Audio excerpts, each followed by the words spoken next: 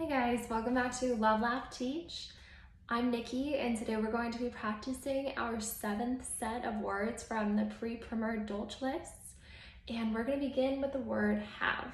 Now with have, this could be a little bit tricky because especially for students who know and are able to apply that vowel consonant E rule, they're going to see that this word does not follow that rule. Now normally they would know that that E would make that A give that long vowel sound and it would sound like have, but we know that it does not sound that way. So I always tell my students that this is one of the exceptions to the rule. And what I have them do is I have them cross out the E and I tell them take away the E and that is what we have. Because when we take away that E, if we were to sound out that word, have, that is going to give us the pronunciation of that word.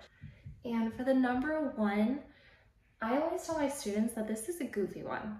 Now this one, it does not sound like it should. Because if we were to sound this word out, it would sound like own. And when we count, we don't count own 2, 3. So I tell my students to do this.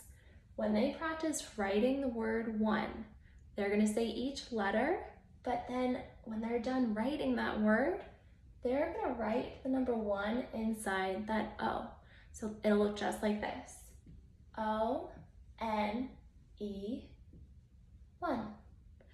And I will also have them sing this song to help them remember the order of letters.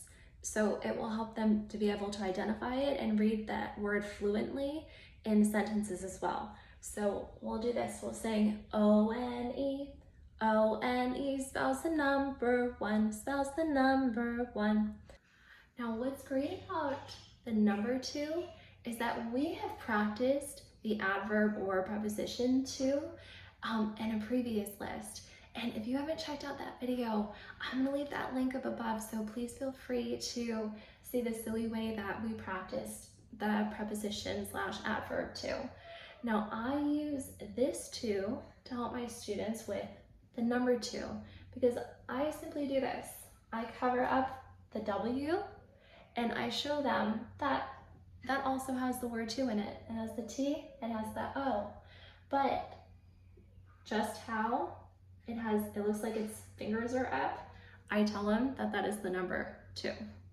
So it's kind of a silly way to do it, just making it look like the fingers are up, but it helps them to kind of distinguish between T-O going to the store or the number 2. And for our last word, 3, I do a few things for 3. For my students who are able to blend and they are able to understand those vowel combinations and able to understand those digraphs and apply them, I will just have them sound it out. For my students who are not developmentally there yet, they're not quite ready to blend words, I do this for them.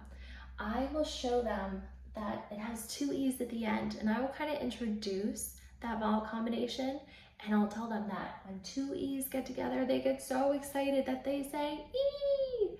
So we'll say that we put the E in 3. So that's one silly way to remember 3. And I've actually had students confuse the word 3 with the word tree, which I totally see because they both share a T, they share an R, they share an E, and an E. So I used this to come up with another silly trick for my students. I explained that yes, it does have the word tree in it. So we draw a tree, but I explained that this is the number 3. It is the 3 tree. So we'll draw a tree with a bunch of 3s on it. And that is gonna wrap up our 7th video. Thank you guys so much for watching. If you like this video, please give it a big thumbs up. If you haven't subscribed to the channel, please subscribe as it really does help grow the channel. And I'm looking forward to seeing you for our final pre-primer set of sight words. See you next time. Bye.